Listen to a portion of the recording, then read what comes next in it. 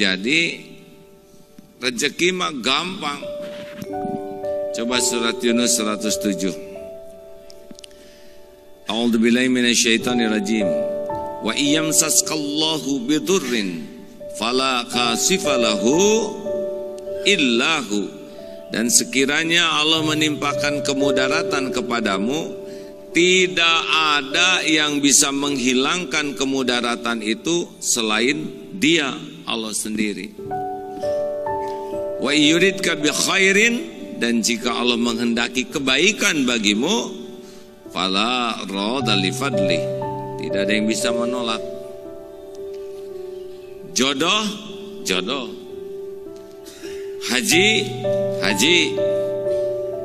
Naik pangkat, naik pangkat. Lunas hutang, lunas. Sembuh, sembuh. Apapun yang Allah kehendaki mutlak pasti terjadi. Tidak mungkin ada yang bisa menghalangi dan mencegah. Jadi yang harus kita pikirkan tuh setiap waktu, bagaimana caranya nih supaya kita ditolong Allah. Urusan tuh tidak ada yang berat.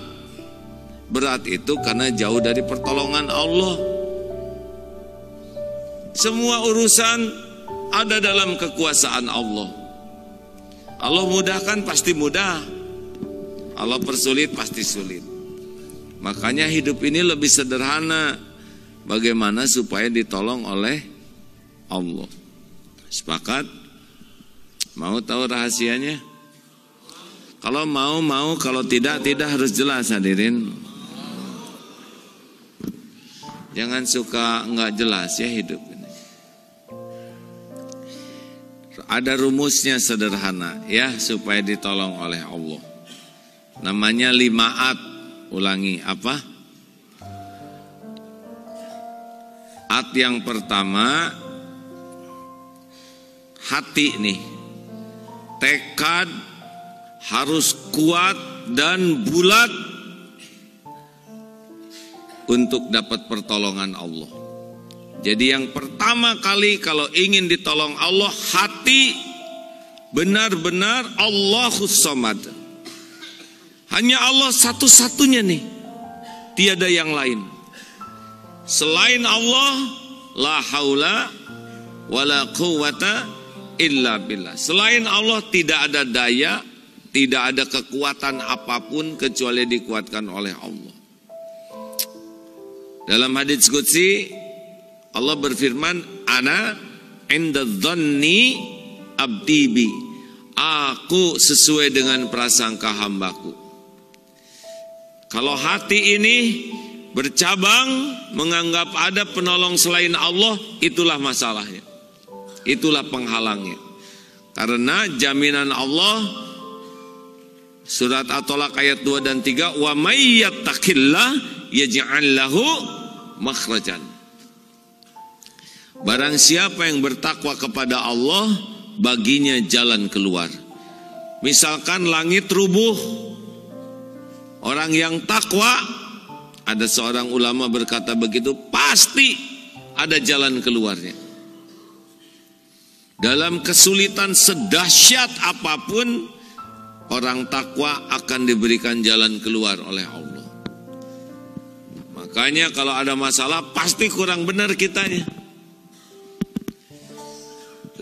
Wa yarzuqhu min haitsu la yahtasib, dan Allah berikan pertolongan rizki dari yang tidak diduga-duga. Jadi tidak ada yang tidak mungkin bagi Allah. Kalau Allah mau menakdirkan sesuatu, jadi aja. Innama amruhu idza arada syai'an ay yaqula lahu kun fayakun. Kalau Allah menginginkan sesuatu, memerintahkan sesuatu, kun, jadi, jadilah. Wa may yatawakkal 'ala Allah, dan barang siapa yang hatinya putus berharap dari selain Allah, fahuwa hasbuh, maka Allah cukupi baginya. Jadi jangan risau dengan masalah ya. Masalah itu sudah diukur oleh Allah. Yang risaunya itu kita salah menyikapi masalah. Orang tidak lulus ujian bukan karena soal, orang tidak lulus ujian karena salah jawabannya. Ya, betul. Masih belum bunyi nih yang depan?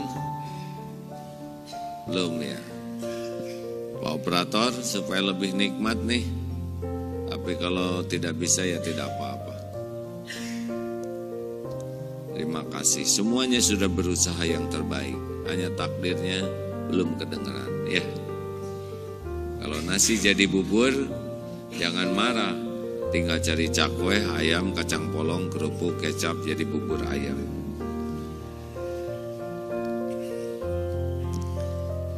Jadi kalau ingin ditolong oleh Allah harus bulat.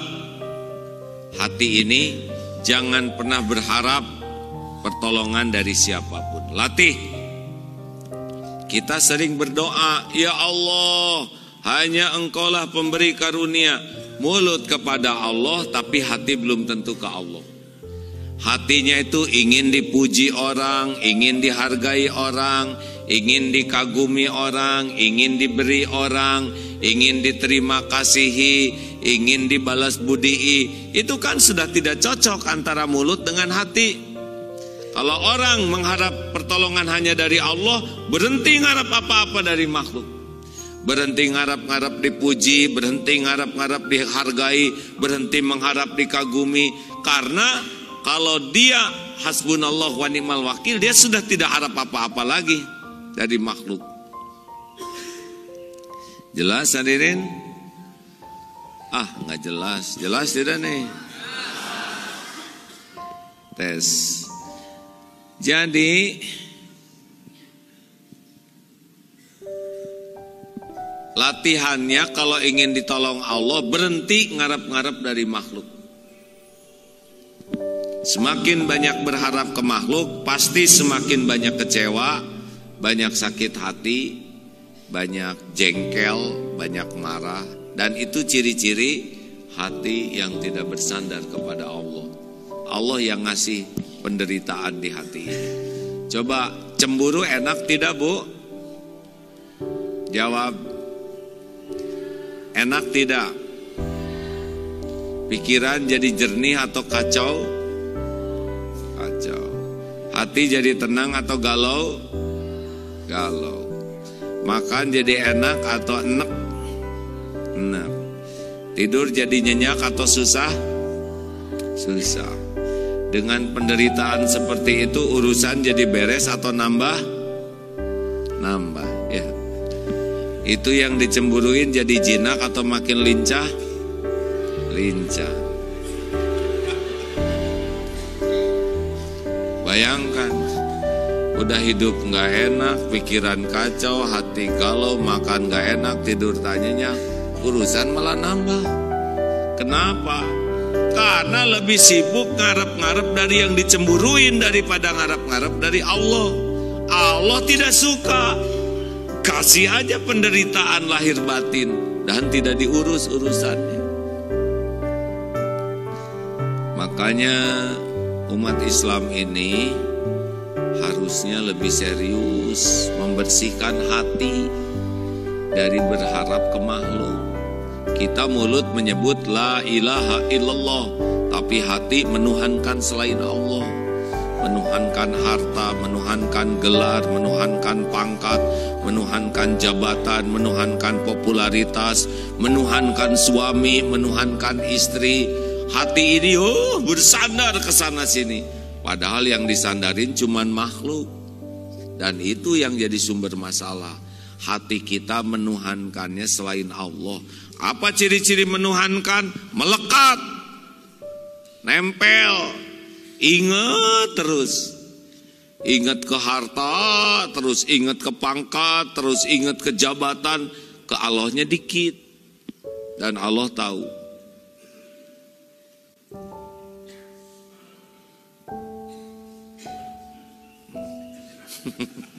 Itulah kekuatan kaki. Minum ya. Bismillahirrahmanirrahim.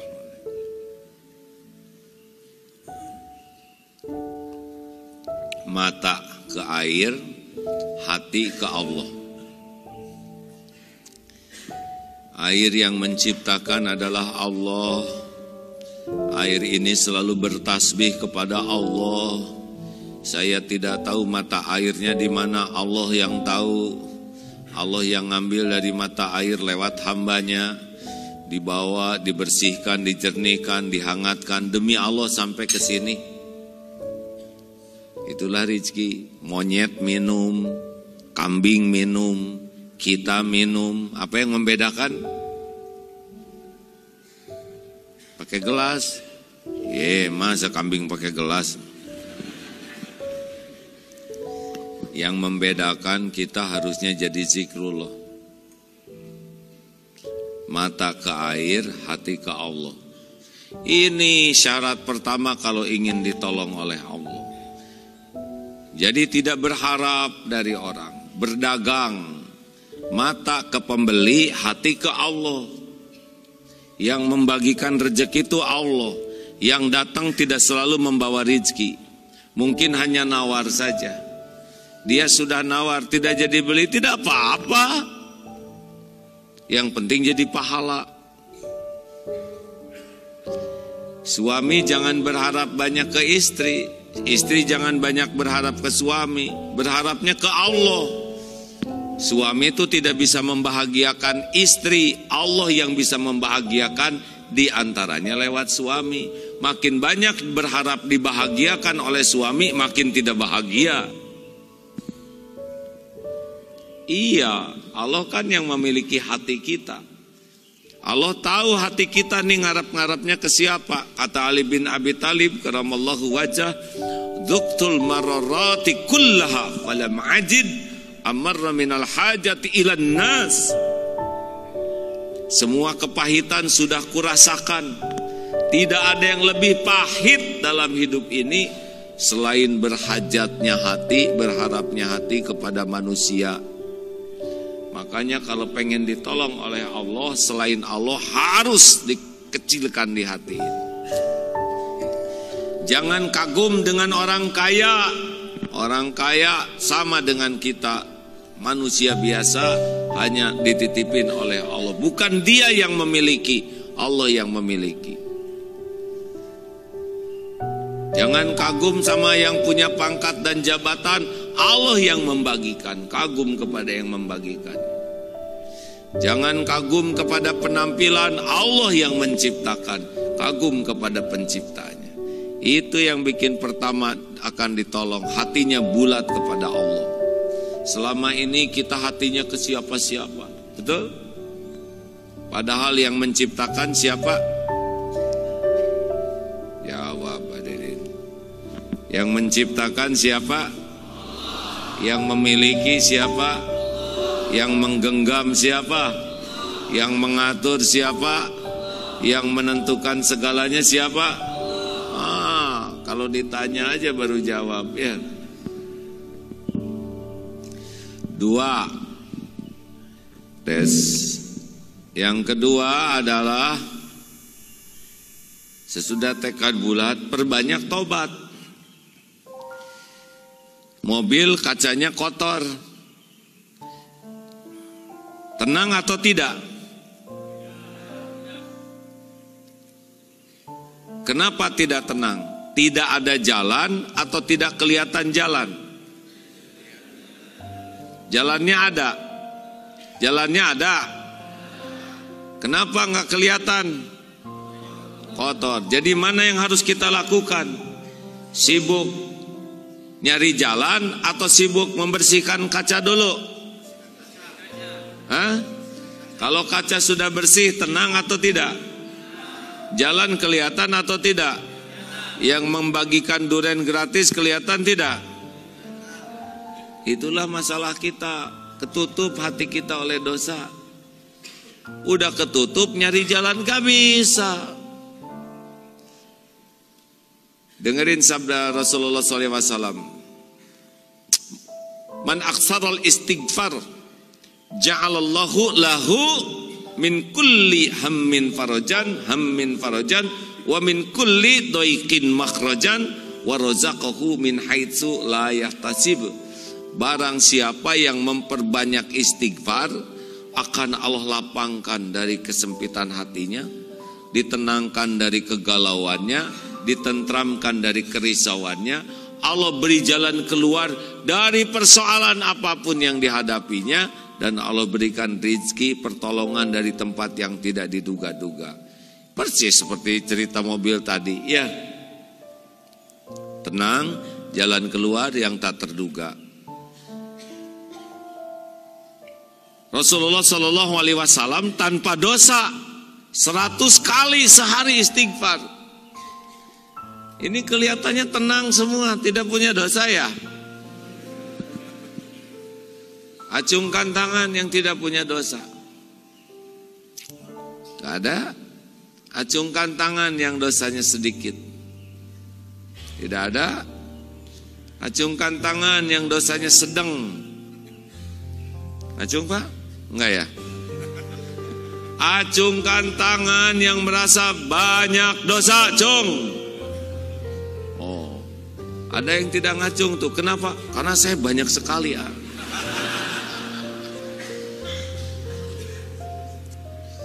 Rasulullah Shallallahu Alaihi Wasallam tanpa dosa 100 kali. Bagaimana kita yang melimpah dosa ini tidak istighfar? Itu sumber kesengsaraan kita tuh, itu tidak taubat. Dosa sangat banyak, istighfar dikit kayak kaca kotor gelap. Gimana kita bisa bahagia dalam hidup ini?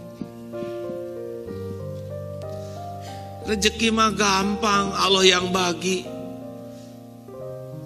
Oh, tapi itu orang yang berlimang dosa dan maksiat dikasih juga rezeki, dikasih. Karena rezeki itu nggak ada apa-apanya.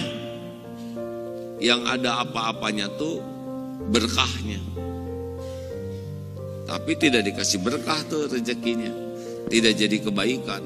Koruptor juga rezekinya dibanyakin aja oleh Allah, tapi hidupnya dibuat tercekam, takut ketahuan. Woi, menderita itu. Kalau hati sudah takut kebongkar, sengsara, stres. Kenapa koruptor nggak bisa kerja? Karena kerjanya adalah takut ketahuan. Ngerti? Jadi boro-boro bisa bekerja dengan baik kayak pembohong, itu kerjanya mikir buat berbohong lagi, bukan buat bener. Karena tidak sempat berbuat banyak kebaikan. Karena dia sibuk mikirin bagaimana takut ketahuan. Kayak pencuri, itu pikirannya itu adalah takut ketahuan dia pencuri. Jadi waktu yang cuman sedikit ini gak bisa berprestasi. Beda dengan orang jujur, gak takut ketahuan, jadi waktunya banyak buat berprestasi. Tobat. Ini wajah-wajah kurang tobat nih. Benar atau benar? Masalahnya kita tuh kebanyakan bikin dosa orang. Kenapa kita tidak bisa tobat? Karena kita lebih sibuk mikirin dosa orang.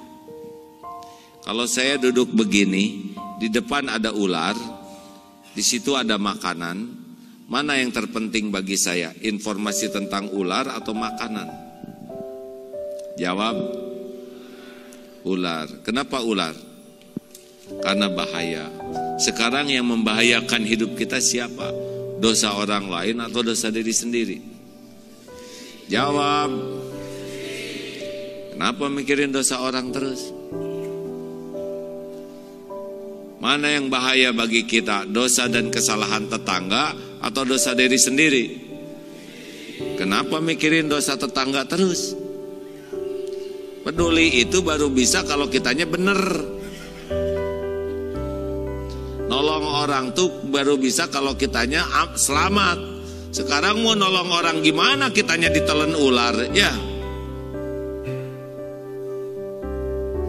Orang tuh bisa nolong orang lain kalau dirinya selamat, betul? Nah gimana kalau kita nggak selamat nolong orang? Benarkah? Orang yang bisa peduli memperbaiki orang lain itu orang yang bisa memperbaiki dirinya. Kenapa nasihat bapak ke istri nggak didengar? Karena istri tahu nasihat bapak nggak cocok dengan kelakuannya gitu. Kenapa ibu nasihat ke anak nggak didengar oleh anak? Karena anak tahu ibunya juga nggak cocok dengan omongannya. Sabar, sabar. Innallaha ma'as-sabirin. Anak juga oh sabar tuh ngamuk gitu. Bu hati-hati ya.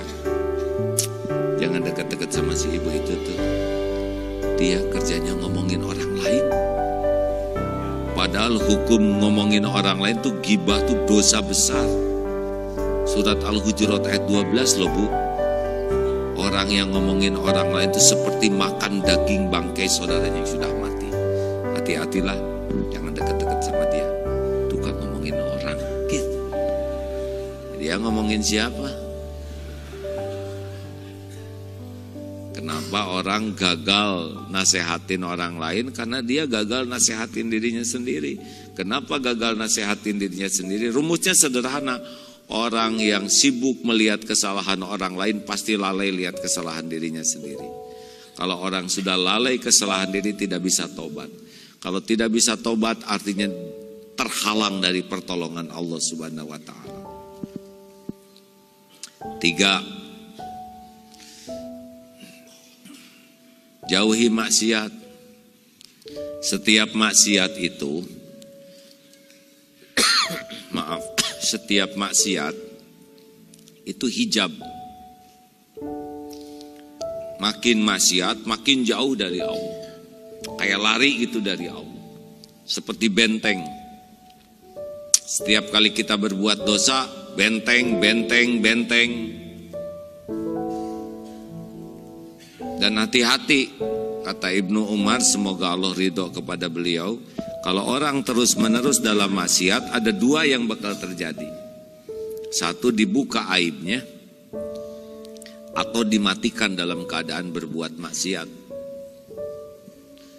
Lihat itu, dengar berita orang yang sedang berzina ketahuan, yang sedang mencuri ketangkap, yang sedang korupsi tangkap tangan, itu pasti sering. Karena Allah nutup selama ini, kayak kita ini kan ditutup aibnya. Ya, kenapa kita dihargai orang lain? Karena Allah nutup aib kita. Benarkah? Kenapa Agim diundang ke sini? Kenapa Agim didengar? Karena Allah nutup aib saya dan dosa. Kalau dibuka bubar. Mumpung ditutup tobat. Tapi ditutup terus melakukan maksiat, tinggal dibuka oleh Allah. Itu semua yang terbuka aib itu pasti karena dia sering. Ditutupi oleh Allah, dia tidak tobat. Dinasehati, dia tidak tobat. Dibimbing, dia tidak tobat. Jumatan dapat ceramah, dia tidak tobat. Datang ke majelis taklim, tidak tobat. Dibuka, hancur nanti. Itu kan ada tuh wakil ketua sebuah organisasi Islam. Malam-malam keluar dari rumah, bapak-bapak nih umurnya 56, nyari waria, lalu dia berbuat yang diharamkan dengan waria itu. Jam 11 malam datang jemput malaikat maut. Mati dia di semak-semak dalam keadaan berbuat seperti itu. Malu semua keluarganya, itu pasti sering tahu. Makanya pilihannya 2, dibuka atau tobat, atau 3, dimatikan berbuat maksiat. Saya senang di sini tidak ada perokok. Ya, tidak ada yang merokok nih. Siap-siap, orang yang biasa merokok matinya bisa dalam keadaan merokok.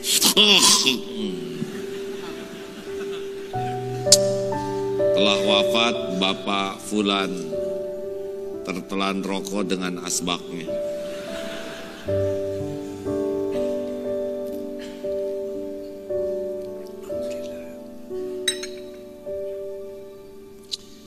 Ayo, jangan biasakan maksiat. kayak tinta, tebal, gelap, gak bisa apa-apa. Orang yang maksiat mah dua cirinya. Satu, tidak akan pernah tenang. Dan yang kedua, takut ketahuan orang. Capek sekali. Jadi jangan iri sama orang yang banyak uang karena maksiat. Dia sendiri tidak akan bahagia dengan uangnya. Iri itu kepada orang yang tobat. 4. Tingkatkan taat. Kita ini diperintah oleh Allah, wa ma khalaqtul jinna wal insa illa liya'budun. Tiadalah sekali-kali kuciptakan jin dan manusia kecuali mengabdi ke Allah.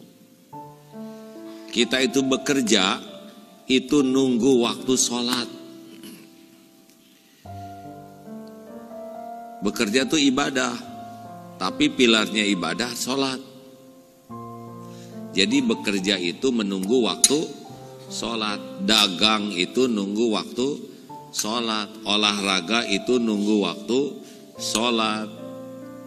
Belajar itu nunggu waktu sholat. Ngurus keluarga itu nunggu waktu sholat. Hak Allah tuh sholat. Jangan sebaliknya, sholat itu sisa lah. Yang nolong cuman Allah. Wasta'inu bis-sabri was-shalah. TBM, tepat waktu berjamaah di masjid. Ini tiap subuh kayak gini luar biasa nih, ha? Begini tiap subuh atau hari ini aja? Kalau tiap subuh seperti ini, waduh, udah dahsyat itu. Sholat subuh jamaah itu keutamaannya seluruh malam, sepanjang malam dianggap sholat terus menerus. Ayo istiqomah kan. Ciri lelaki Islam sholat Jumat. Ciri lelaki beriman ya sholatnya di masjid, terutama sholat subuh berjamaah. Ini paling berat nih, sholat subuh jamaah. Dan ciri lelaki solehah, sholatnya di rumah terus ya. Suruh pakai mukena dia. Susah lah. Kalau sholatnya ke Allahnya jelek, jelek juga pertolongan Allah buat dia. Karena janji Allah, pertolongan Allah lewat, di antaranya lewat sholat. Ayo 40 rakaat sehari, 17 fardu, 10 sampai 12 rawatib. Qobla subuh, qobla duhur, ba'da duhur, ba'da maghrib, ba'da isya. Kalau dua-dua saja udah 10 tuh. Tambah tahajud 11, udah 38. Tambah duha minimal 240. Coba 40 rakaat sehari minimal. Kita lihat nanti. Tambah lagi one day one juz Quran. Satu hari satu juz tuh standar. Jangan bangga satu hari satu juz tuh, karena itu standar. Ayo ibu-ibu, bu, banyakan baca apa? WA atau Quran?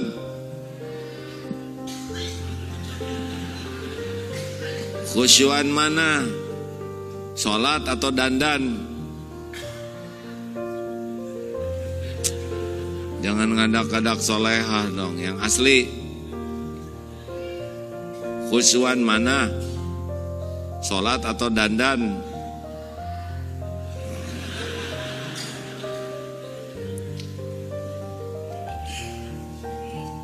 Ayo rekan-rekan sekalian, perbaiki ibadahnya. Sholat diperbaiki, TBM tepat waktu berjamaah di masjid.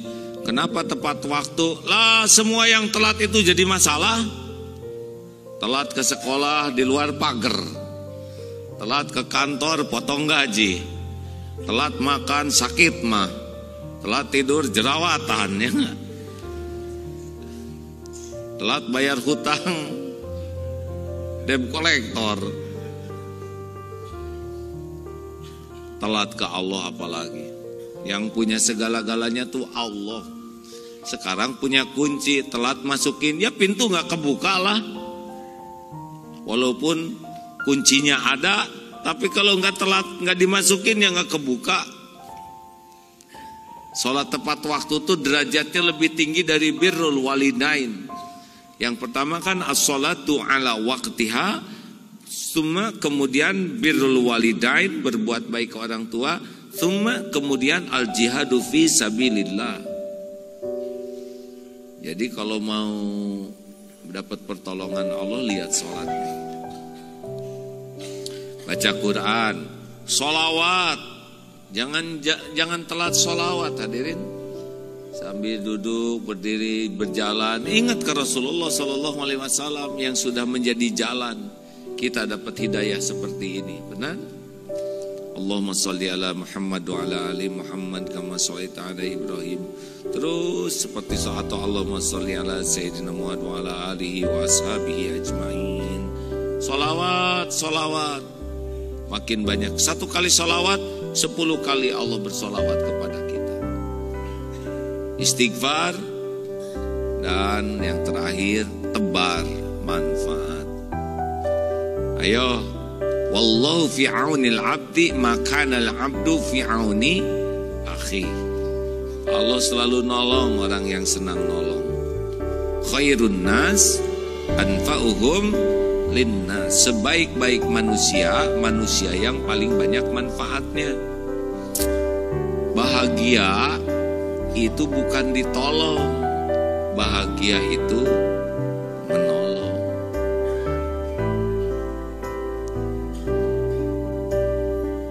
Ada jeruk harganya 15.000. Pembeli yang pertama nawar, berapa nih jeruk? Kata tukang dagang 15.000. Wah, mahal. 2.000 ya. Kejauhan nawarnya, Bu. Modalnya 10.000. Nah kalau gitu 10.000 lah ya. Bolehlah penglaris kasih 10. Pembeli kedua, berapa nih harganya? 15.000. Baik, saya beli sekilo 15.000. Harga 15, bayar 15. Yang ketiga, berapa harganya? 15.000. Saya beli sekilo, bayar 20.000. Ini kembaliannya nggak usah, silakan untuk nambah bekal anaknya. Pikirkan mana yang paling bahagia kira-kira di antara 3 orang ini. 1, 2, 3. Semua tahu. Orang yang bahagia tuh orang yang paling banyak berbuat baik. Mana di antara 3 orang ini yang akhlaknya paling mulia? 1, 2, 3. Kita sudah tahu orang yang berbuat baik itu orang yang mulia akhlak. Di antara 3 orang ini mana yang didoakan kebaikan oleh tukang jeruk? 1, 2, 3. Jelas kalau kita berbuat baik, orang juga berbuat baik ke kita. Di antara 3 orang ini mana yang paling disukai Allah? 1, 2, 3. Yang mantap mana? Wah, kalau sudah disukai Allah mah udah paling enak. Di antara 3 orang ini mana yang paling disebelin oleh tukang jeruk? 1, 2, 3. Yang keras yang mana? Di antara 3 orang ini, bapak-bapak dan ibu-ibu yang mana?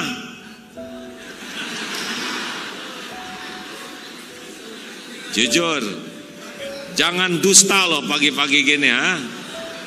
Mending diem daripada ngebohong. Satu patah kata bohong bisa bikin celaka. Kalau nggak sanggup jawab, diam aja kayak barusan gitu. Tapi saya sudah tahu jawabannya apa. Mau ngomong 3, langkah luar biasa. Ngomong 2 kadang-kadang.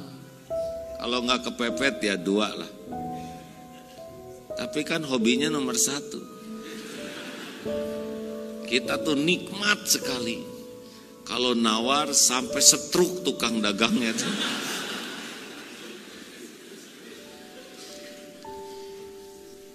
Aneh kita ini, sama saudara sesama umat Islam yang dagang maunya nawar aja. Bukan tidak boleh nawar, kalau harganya memang di luar kebiasaan dan kemampuan kita sedang terbatas, bolehlah. Tapi kalau untungnya kecil, yang jualannya juga saudara kita, kenapa ditawar? Kita ke mall aja nggak berani nawar, benar? Kenapa sama tukang nawar? Berapa ini? 2.200 ya. Untungnya juga dari 2.000 cuman 100. Itu kan kekejian, zolim. Nggak akan berkurang harta dengan ngebahagiakan orang lain. Mau ditolong oleh Allah, banyak nolong. Sederhana sekali. Ada kucing, aduh lapar.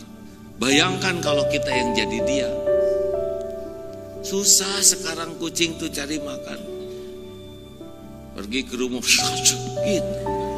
Padahal cuma tulang sisa ya, pakai sapu. Kata kucing, lihatlah ya Allah orang itu. Dia makan segala macam. Saya makhluk kecil, lemah, dilempar pakai sendal, ditakut-takutin pakai sapu yang keras seperti itu. Balas ya Allah, balas. Saya tidak pesan jadi kucing, sebagaimana dia tidak pesan jadi orang. Saya datang ke rumah, suara saya aja lembut, begitu. Serius ini hadirin. Allah ngeliat tuh orang zolim kayak gitu. Ayam, hei. Kata ayam, ya Allah, sanak saudara saya dimakan oleh dia. Telur kami ditelan oleh dia. Giliran saya silaturahim, paling makanan dikit lah, nggak akan ngabisin sebakul, betul tidak? Dilempar, diusir, disiram pakai ember. Aduh ya Allah, balas aja lah ya Rabbi. Kenapa sih kita kayak gitu kan? Lihat orang yang nanya alamat, bingung. Kenapa kita nggak antar aja? Kita juga kalau bingung kan senang kalau diantar orang, betul? Lihat anak yang mau nyebrang ketakutan, kenapa kita nggak tolong? Boleh jadi itu yang membuat kita ditolong Allah melunasi hutang. Lihat kecoa telentang di kamar mandi. Ayo, orang Makassar diapain? Jawab jujur, jangan langsung soleh. Yang asli apa? Disiram. Aduh, kecoa sebesar ini disiram 1 ember, coba yang apa enggak kita tolong? Kecoa ciptaan siapa? Kecoa milik siapa? Kecoa terguling di depan kita izin Allah bukan?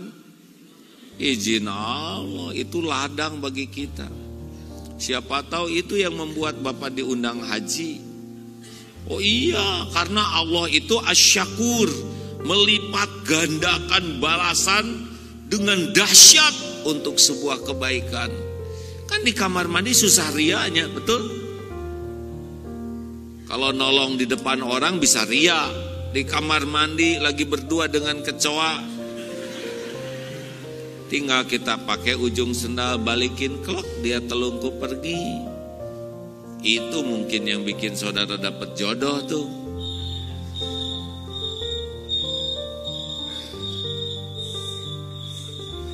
Suara kecoa apa itu?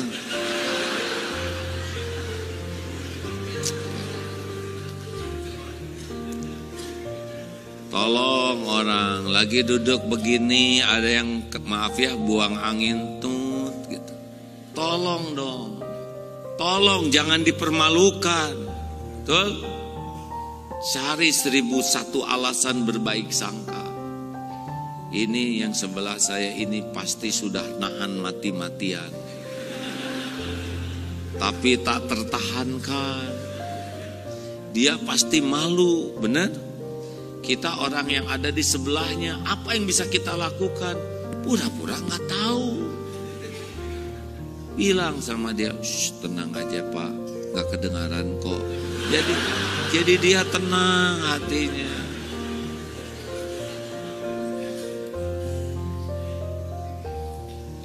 Ada kakek-kakek mau nyebrang di pinggir jalan. Tolong, siapa tahu itu yang mendatangkan keberkahan. Hafalan jadi nambah. Kek, ayo nyebrang sama saya. Enggak deh Kakek nggak dengar ceramah ya.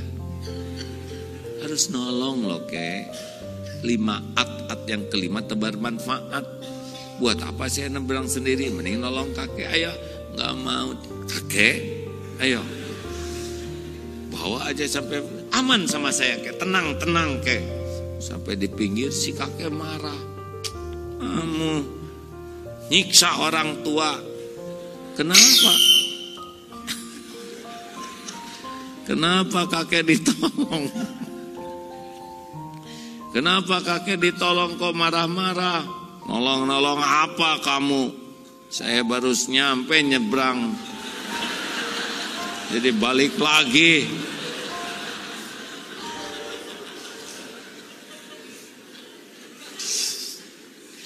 Pantesan si kakek nggak mau, baru sampai deh. Ini kesolehan ya. Rupanya udah 3 kali bolak-balik diseberangin jamain. Artinya walaupun kita senang menolong orang, tetap pakai akal sehat ya. Tidak boleh emosional. Nah, rekan-rekan sekalian, tidak rumit kok hidup ini. Jadi rumit itu kalau tidak ditolong oleh Allah. Kenapa tidak ditolong oleh Allah? Karena hatinya nggak ke Allah. Hatinya ke makhluk, ke sana, ke orang tua, ke jabatan, ke tabungan, nyender kemana-mana. Allah penguasa langit dan bumi nggak disenderin tuh. Cirinya apa? Gelisah. Yang kedua apa? Perbanyak tobat. Karena penghalang pertolongan Allah itu dosa. Yang ketiga, jauhi maksiat. Kalau piring udah dibersihkan, jangan dikotorin lagi. Hati ini harus bersih karena Allah sukanya sama orang yang bersih. Yang keempat, tingkatkan taat. Sudah bersih, isi oleh yang bagus. Mulut zikir, mata terjaga, baca Quran. Mulut tidak ngomongin orang, banyak menyebut nama Allah. Jadi itu. Dan yang keempat, tebar manfaat. Dimanapun kita ada, jadikan diri ini jadi jalan. Tapi kuncinya harus ikhlas. Ikhlas itu seperti jantung, berdetak tiap saat, berdegup tiap waktu, tidak pernah menonjolkan diri. Yang suka menonjolkan diri itu pasti nggak enak. Ambeien, bisul, jerawat, tumor, nggak enak. Makanya orang-orang nggak ikhlas itu nggak enak hidupnya. Jadilah seperti matahari, hanya memberi, tak harap kembali. Bagai sang surya menyinari bumi. Tenang hadirin. Seperti akar, dia ngisep saripati bumi, tumbuh pohon besar, rindang, berbuah, nikmat. Akar tuh yang kerja, tidak tuh menonjolkan diri, benar? Begitulah, cukuplah Allah yang menilai. Wa kafa billahi syahida, cukup Allah yang jadi saksi. Hadirin.